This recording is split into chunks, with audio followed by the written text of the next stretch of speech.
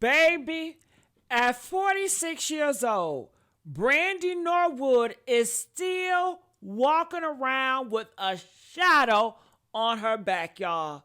And no, it ain't just about that car accident. You think we forgot? We didn't. It ain't just about never say never, never say, never say, never say never.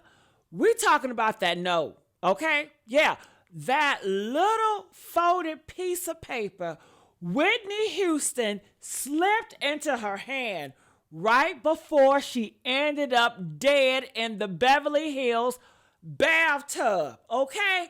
Listen, that note has been haunting that black community longer than some of y'all rent do, okay? Okay, it's been haunting the black community. And I'm going to say what everybody else is scared to say, y'all. Whitney Houston last moments didn't look like no diva having a wild night. They looked like somebody was tired. Tired in her voice, tired in her eyes, tired in her spirit. That wasn't just an accident, y'all. That was a woman surrounded by wolves trying to send one last message before they finished the job. And the question that's been eating everybody alive is, what was on that note, Brandy? Why give it to Brandy in the first place? And why has it taken this long for us to even talk about it honestly? Tonight, honey, we gonna go there. Oh yeah, we gonna go there, y'all. Okay? So that's why I need y'all to get these likes up, comment, because I got a video. Y'all gonna have to see this video. It is exposing it all, baby. Let's talk about the moment. Whitney, Brandy, and the note. And can we talk about those eyes? Let's rewind that footage in your mind, okay? Whitney sits behind Brandy and Clyde Davis in that interview. Y'all remember? She leans over, slips that folded note right into Brandy's hand. Go back and really watch it, y'all. Clyde's face. Whoo! You got to look at Clyde's face, honey. He looked like curious.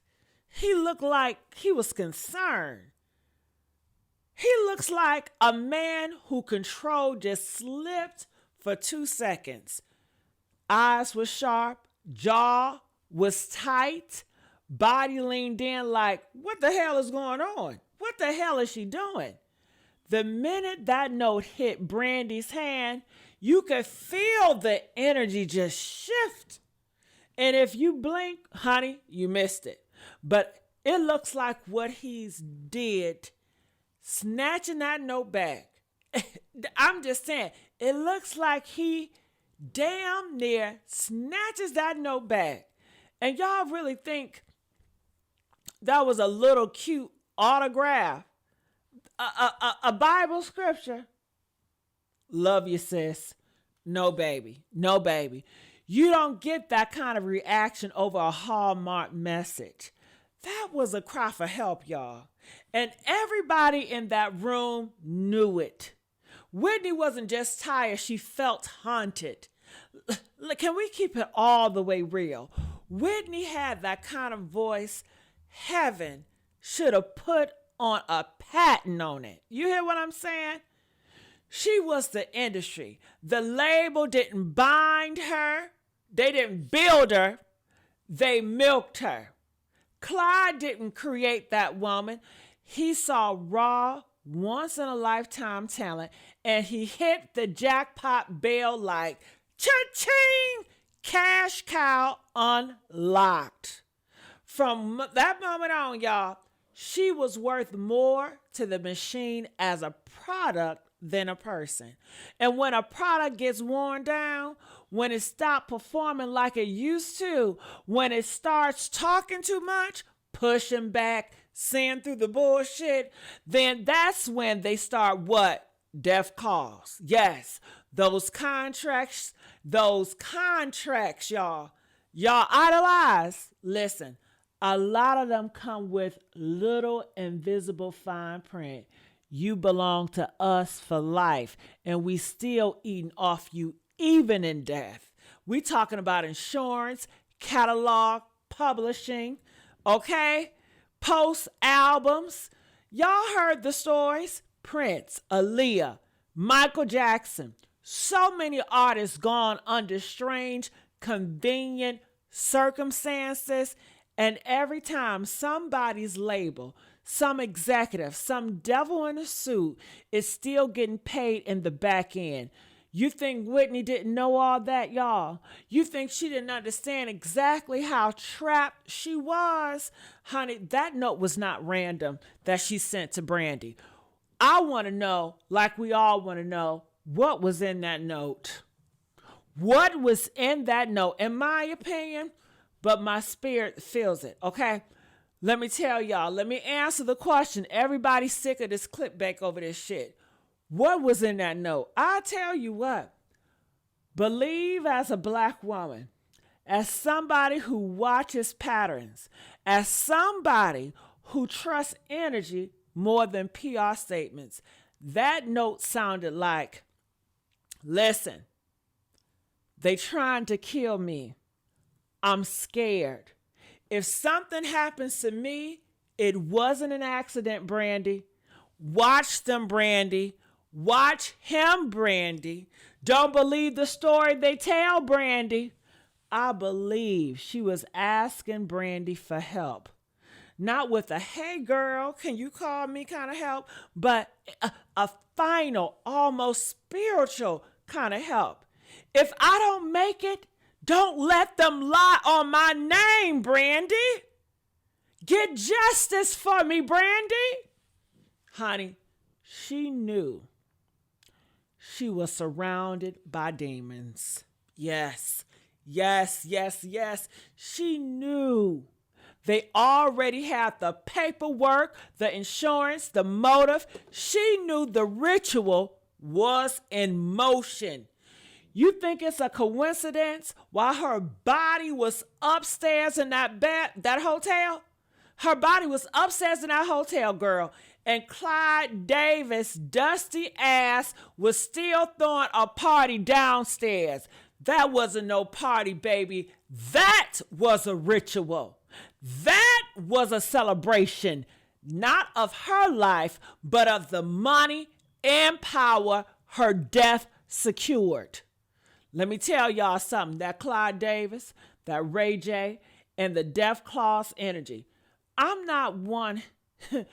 Listen, now I'm not here to play fake neutral, okay? I'm not doing all that.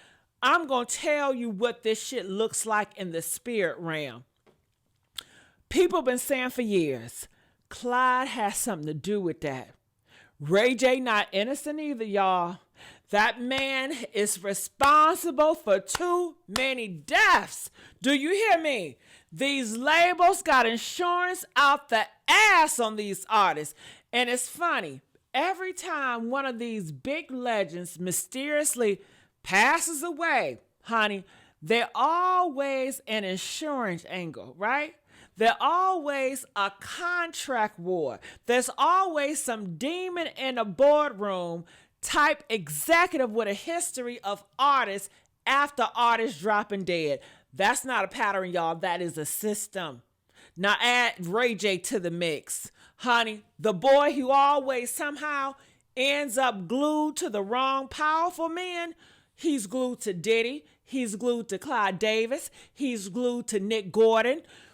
Listen, last one seen with Whitney, running out that hotel, disappearing, and when the question starts, did he physically kill her?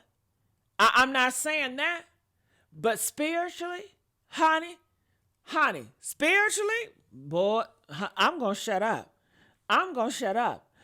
Honey, it looked like a damn errand boy, and on bigger plans, I'm just saying, it's giving errand boy.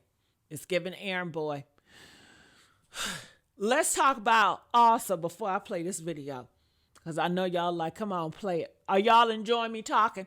Press 5 if y'all enjoy when I talk, baby. Now let's get these likes up, okay?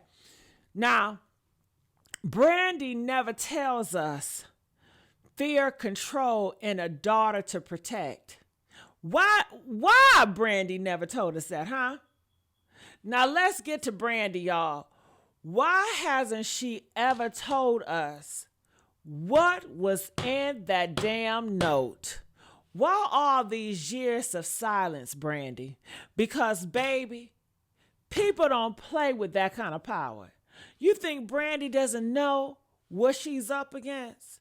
Listen, she came up in the same sick industry, signed the same kind of contracts, stood on the same red carpet, sat next to the same devils. She saw Whitney die. She saw what happened to Bobby Christina. She watched what happened to people who talk too much. Brandy was probably told to shut the fuck up, point blank. Don't mention the note again. Don't confirm nothing. Don't contradict our version. Smile, sing, and move on. If you want to live to see your daughter grow up, hello. Do I trust Brandy fully? Hell no. Hell no. Do I think she knows more than she's saying? Absolutely. Absolutely. Do I think she's evil, mastermind behind Whitney's death? Nah, baby. Nope. Not Brandy. She's surviving in an evil system, y'all. Sometimes survival and silence look the same. We also got to be honest about something else. Some of these parents sold their kids into this shit. See, y'all don't want to hear that part. Y'all don't want to hear that. Y'all don't want to be honest about that. Not literally on paper, but I'm talking about spiritually, emotionally, and morally. Sing for uncle, such and such. Sign this deal. Do this showcase. Say yes to this label, baby. This is your big break. Do what that man wants you to do and just shut up about it. Meanwhile, they not even reading the contracts. They not questioning the fine print. They not asking why the only way out for some artists seems to be death. That's why folks calling it modern day slave trade. Death calls as spiritual plantation. You die, we collect. Your family get crumbs, we get the catalog. And Whitney, honey, she was tired of being the cash cow. The black voice they could pimp out, then toss away like waste when she collapsed under pressure. Whitney was beaten by this industry long before that bathtub, y'all. People keep arguing the details. Was she high? Was she depressed? Did she slip? Baby, even if she did drugs that night, who kept her supplied? Who kept her supplied on drugs? Who kept her working, huh? Who kept her exhausted, unstable, broke, and dependent after she made them damn millions, huh? And the stories that keep creeping out. Her being beaten before being put in that bathtub. Have y'all heard that? Her body not matching the official narrative. Cameras never shown. Security conveniently is just removed. People running from hotel instead of staying. I'm not saying every word, every rumor is factual, but I'm saying the math don't math. The energy don't feel clean. And God is not the author of that type of confusion. So, honey, what was in that damn note? You're going to have to watch this video, honey. You're going to have to watch this video. And let me bring it back to this question, too. No, Brandy has not sat in front of the camera and read that note line by line. At this point, she'll probably never do that shit. But when you see this video, you going to pick some shit up that you ain't going to never pick up before. But let me tell you something spiritually. I think Whitney Note said everything her mouth wasn't allowed to say. I'm scared. They using me. They planning something big. Don't trust them. Protect my baby. Don't let them rewrite my story. That note was not for the public. It was for a witness. Brandy became a witness, y'all. And that's a heavy thing to carry when you live in the same belly of the beast. I'm going to say this, y'all. Whitney Houston and Bobby Christina both gone under circumstances that should have that shit should have triggered the global outrage and real investigation. Instead, what do we get? We got a ritual party downstairs, confusing reporters, executives still rich, catalog still streaming, and the same names popping up around multiple deaths. Honey, justice hasn't came yet. I said justice hasn't came yet, but baby, it's not over, because nothing they do in the dark stays hidden forever. Not no damn contracts, not no insurance, not the rituals, not the threats, not the notes. The same God that gave Whitney that voice is the same God saw everything that happened in that room. And when the truth hits, a lot of these untouchable demons in these suits, honey, they gonna wish they never signed a damn thing. Party crashes, I need y'all to drop a comment and help me watch this video. Now let's react.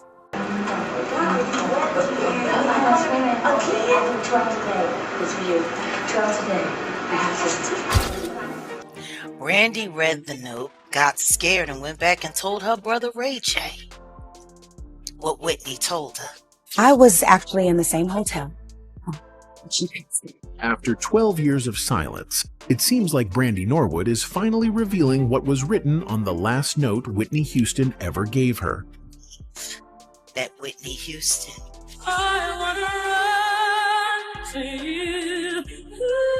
figured out they were trying to kill her.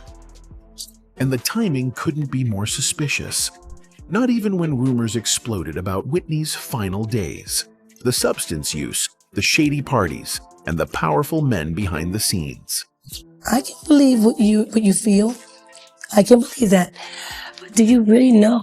Now, with Diddy's trial exposing some of those very same industry figures, and Clive Davis's name floating back into the heavens. So, what is she actually talking about? Let's get into it. Whitney Houston, a name that means pure talent and legendary success, shocked the world when she passed away on February 11th, 2012. But here's the question. Did she see it coming? It turns out Brandy might have the answer. And we were all getting ready for the Clive Wright party, yes. And I was in my room getting... Just a few hours before Whitney died, she handed Brandy a note. For years, no one knew what was in it. People only knew that Brandy looked shocked when she got it, but she never told anyone what Whitney wrote. Until now, Brandy has finally revealed what was in that note. And what it says? It could change how we see Whitney's final hours. Whitney's last moments showed signs of someone who was tired. Not just physically, but emotionally. It felt like a silent cry for help. But the big question is, what was she so tired of? And why did she choose Brandy right before her death to give that final message to? Clive Davis, the legendary music producer who discovered Whitney Houston and helped make her a star, was at the same pre-Grammy event the night she died. Over the years, people have wondered about their relationship and whether Clive's constant push for success added pressure on Whitney. She would go ahead and do it. She was having difficulty stopping. We all know about Whitney's struggles with addiction and the stress that came with fame. But could there be more to the story? Some believe that the note Whitney gave to Brandy means she knew something was about to happen. There are even theories out there suggesting something darker, maybe even foul play, and they point fingers at the people closest to her. including Clive Davis. So, what really happened to Whitney Houston? Let's break it down. After her death, new details came out that shocked the music industry, especially when it came to Clive Davis and what he might have gained from Whitney's passing. That's when people started talking about something called the death clause. This clause, also known as a non-performance clause, is a part of certain music contracts. It's kept very quiet, and for good reason. It basically says that if an artist dies, the label can still make money from their name, their music, and anything tied to them. Sometimes even more than when they were alive. It's a disturbing idea, and when people started connecting the dots between Whitney's death, that note to Brandy, and the money machine behind her, the questions got louder. Even when an artist dies suddenly, record labels still find a way to make money, and that's where things start to feel really shady. There's something called a death clause in some contracts, and while most fans have never heard of it, it allows record labels to not only get back the money they invested in the artist, but also keep making a huge profit off their name, music, and legacy. Basically, it works like this. The label takes out a massive insurance policy based on what they expect the artist would have earned in the future. So if the artist dies, the company cashes in, big time. It's a cold, calculated system, and in a twisted way, it means record labels benefit both when the artist is alive and when they're gone. The roots of this death clause go way back to a time when the music industry was run by people behind closed doors. Shadowy figures with too much power and no accountability. It almost sounds like something out of a dark movie. But this clause was designed carefully to make sure that no matter what happens, even if tragedy strikes, the label always wins. And for some people, that's exactly why Whitney's death doesn't sit right. At its heart, the death clause is a grim concept.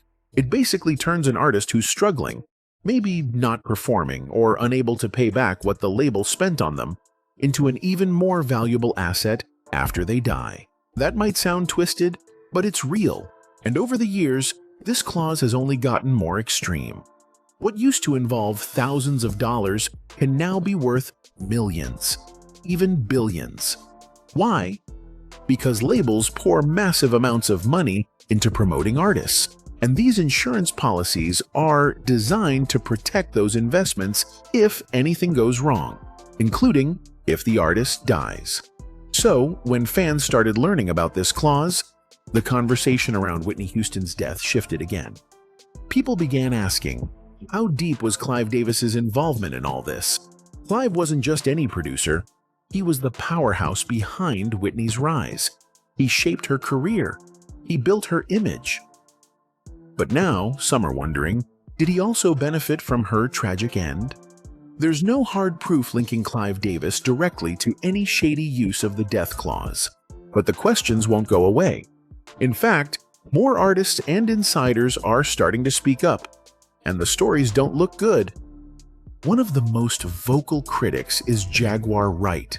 In a recent interview, she claimed Clive knew he was losing control over Whitney and pushed for a risky comeback in 2009.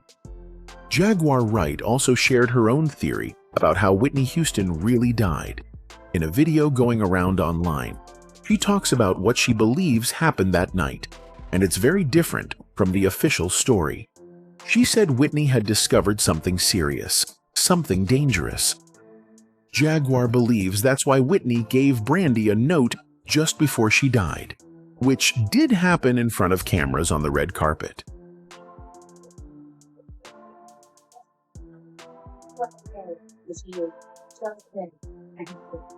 Jaguar claims that the note had important information about what Whitney had found out. She also says that after Brandy read it, she got scared. Brandy read the note, got scared, and went back and told her brother Ray J. Jaguar went on to say that after Brandy read the note, she told her brother Ray J, who was rumored to be dating Whitney at the time. According to Jaguar, Ray J then passed that information on to Diddy. From there, Diddy supposedly took what he learned to music executive Clive Davis. But it doesn't stop there. Jaguar claims things took a dark turn. She says Diddy told Ray J to go into Whitney's hotel room and help her relax. Once she was calm, Jaguar believes Diddy went into the room himself and did the job, suggesting he played a direct role in Whitney's death. Diddy came to that room and did the job himself. Jaguar also claimed that after everything happened, Ray J was kept at the hotel for hours and wasn't allowed to leave. She said Diddy later showed up and pretended to be a comforter, acting like he was there to support Whitney and those close to her. That same day, the music world had gathered in Los Angeles for the Grammys. Whitney Houston, along with her family and friends, had checked into the Beverly Hilton Hotel. As usual, Clive Davis, her longtime mentor, was set to host his traditional pre-Grammy party at the hotel. While preparations for the event were happening, Whitney's assistant, Mary Jones, placed a dress on the bed for her and then stepped out. In that short time, something went terribly wrong. When Jones returned, she found Whitney face down in a bathtub filled with water. What really happened in those few minutes remained unclear, until the coroner's report later offered some explanation. Whitney was sadly pronounced dead at the scene at 3:55 p.m. During the investigation into Whitney Houston's death, police found an open champagne bottle and a spoon with a white crystal-like substance near her. The autopsy also showed that she had several medications in her system, including an antidepressant, a muscle relaxant, and something for allergies. A few weeks later, the coroner's report confirmed that her death was caused by heart disease and the use of C, a powerful and dangerous substance. Now, years later, Diddy is facing serious legal trouble. And interestingly, his case also involves the use of Ds. It's not just that he allegedly used them himself. Claims have surfaced that he pressured other rappers into using them too. That's one of the many things he's currently being held accountable for in court. Describing how Combs allegedly used lies, drugs, threats, violence to threaten and coerce women to have sex in front of male courts. Recently, it was linked to Diddy in a lawsuit filed by his former music producer, Rodney Jones. He alleged it was required all employees from the butler, the chef to the housekeepers, to walk around with a pouch or fanny pack filled with C, GHB, ecstasy, M gummies, 100, 2 and 50 muggies each, and Tucci, a pink D that is a combination of ecstasy and C. The lawsuit alleges that Diddy had a preference for a substance known as pink C, 2CB, or 2C. This substance, classified as phenylethylamine 2CB, is a blend of ecstasy and C. Morning, George. It happened here at 3:43 yesterday afternoon when a member of Houston's entourage located her body inside this hotel. So far, police and the coroner are refusing to... Right now, one of the biggest concerns surrounding Diddy is his heavy use of powerful, dangerous substances during his so-called freak-offs. As more details come out, things are starting to make sense for a lot of people, especially when it comes to what may have gone on behind closed doors and in those separate bedrooms. The disturbing truth might be that these substances played a key role. Jaguar Wright has been one of the loudest voices on this. She openly claimed that Diddy likely used this type of D, especially considering the stories shared by his alleged victims. According to her, the D is so strong it can completely numb a person, both physically and mentally. That's why she believes so many of his victims can't clearly remember what happened to them. I've been saying it. Yeah. How many times I got some these is wild. Now, with everything coming to light, people are starting to question the long-standing relationship between Clive Davis and Diddy. The two have been close for decades, and many believe they share the same dark desires, including their connection to the use of Ds. That's where the theories start to get even more disturbing. Some suggest it's possible that Clive, with Diddy's help, may have played a role in getting Whitney addicted. During one of their high-profile parties, where anything could happen behind the scenes, they might have taken advantage of her and exposed her to dangerous substances. According to this theory, an overdose at one of these events could have been what ultimately led to her death. It's a chilling thought, but one that's gaining traction as more people begin to connect the dots. Recently, when Diddy got arrested, It seemed like Clive Davis started putting some distance between them. Even though Diddy was already facing serious heat from SA claims by several women before the lawsuit, he was still supposedly on the guest list for Clive's famous pre-Grammy party. People say Puffy's basically a VIP there, always getting an invite without any questions. But here's the interesting part. Someone sharp noticed that in the 2024 digital invitation for the party, Diddy wasn't really front and center like before. The year before, he was the star with 3 glamorous photos. But in 2024, he barely showed up. Just a small cameo behind Jay-Z and Beyoncé from the 2020 party when he was honored. Definitely a change from being the main focus. Sources also claim that behind Whitney's addiction might be Diddy's involvement. Because given the history of Cassie's testimony, this is the only answer we can get yet. And Whitney's autopsy report also revealed that she was found overdosed in the hotel room. And Cassie's testimony also suggests that Diddy was also overdosed at that time. She said, "He took a very strong opioid that night. We didn't know what was happening, so we took him to the hospital." Now, since Clive and Diddy have been close since ages and both have same desires, people suggest that it might be possible that Clive, with the help of Diddy, might have made Whitney addicted. During one of their parties, they might have taken advantage of her and overdosed, which ultimately led to her death. A few years before the demise of Whitney, she was broke and neck-deep in debt. The singer who had sold millions of albums was now a poor wreck asking friends and families for $100 handouts. Many people wondered where all her money went. She had now become a liability, rather than an asset to her record label. So according to Deep Throat sources, Clive and his cohorts thought that the only way the singer could become profitable again was when she passed away. They knew that once the world heard of the singer's demise, its sympathy would be evoked, leading to a sudden rush for Whitney's albums. They believed this rush would spike album sales, helping them recoup all the cash they spent on the Bodyguard actress. The whole incident dragged Davis's name in the mud, and he purportedly decided to punish Chaka Khan, the instigator of the backlash. Clive appeared to be the vindictive type who wouldn't let issues pass without taking his pound of flesh, which we would come to see later in this video.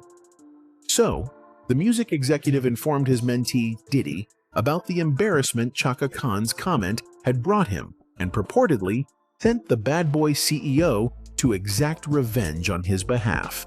This is why Diddy allegedly shouted at Chaka Khan at the slightest provocation with no respect for her age, pedigree, or achievements.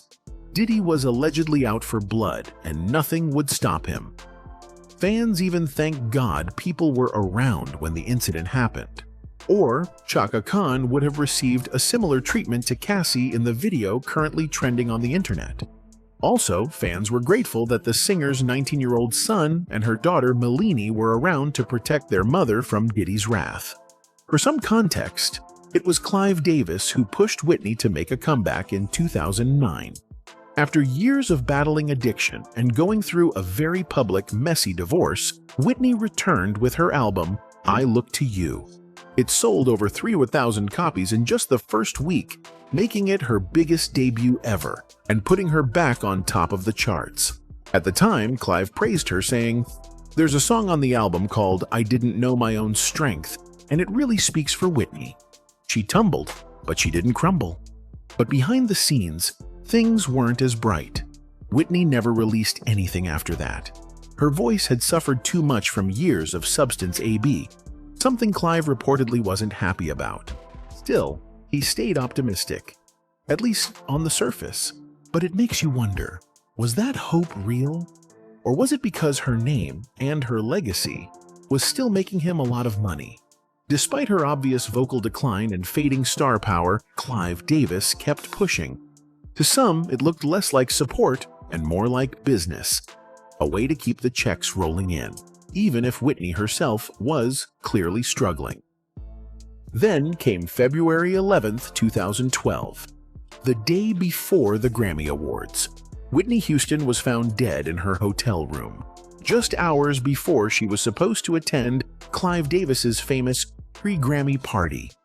And just like that, the story of her final days became one filled with questions, rumors, and the haunting feeling that maybe, just maybe, someone should have protected her instead of profiting from her. At the time, fans around the world were heartbroken over Whitney's death. The news hit hard. She wasn't just a superstar, she was the voice of a generation. But what shocked many even more was what Clive Davis did next. Despite calling Whitney his friend and longtime mentor, Clive went ahead with his annual pre-Grammy party on the evening of February 11th, the very same night she died. The event was held at the Beverly Hilton Hotel, the exact building where Whitney's lifeless body still remained upstairs. Her body wasn't even removed until after midnight, around 12:45 a.m. still. The party went on. At the beginning of the event, Clive took the stage and gave a speech, and Chaka Khan shed light on this incident. She criticized Clive Davis for hosting a party at the Beverly Hilton just hours after the sudden death of Whitney Houston. During an interview on CNN's Piers Morgan Tonight, Khan expressed disbelief and disapproval, calling Davis's decision complete insanity. Complete insanity. And knowing Whitney, I don't believe that she would have said. In her candid remarks, Khan reflected on Whitney Houston's character, suggesting that Houston would not have wanted the show to go on under those circumstances. Khan's critique highlighted the insensitivity of hosting such an event in the same building where Houston had passed away, especially considering the profound impact Davis had on Houston's life and career. Must go on. She's the kind of woman that would say, stop everything. I'm not going to be there. But her death even took a serious note when Diddy's trial started. Cassie just wrapped up 2 intense days of emotional testimony in court, detailing the physical, and psychological she says she endured from Diddy. Things got even more heated during cross-examination when Diddy's lawyer, Anna Estevao, tried to shift the narrative. Estevao brought up a moment from February 2012, claiming Diddy overdosed on painkillers. She asked Cassie if she remembered that, and Cassie said, yeah. She placed it right around the time Whitney Houston passed away. Questioning about Combs' drug habits, if he was a high-functioning addict. When asked what Combs was addicted to, Ventura's response was success. Cassie said they had one of those wild freak-offs that night, which included a trip to a S-Club in San Bernardino. Later, Diddy apparently threw a party at the Playboy Mansion, but Cassie said she didn't stick around. She just went home. But that's what caught netizens' attention, and they apparently found a lead to connect dots, which ultimately concluded that Diddy and Clive Davis both may have orchestrated Whitney's death.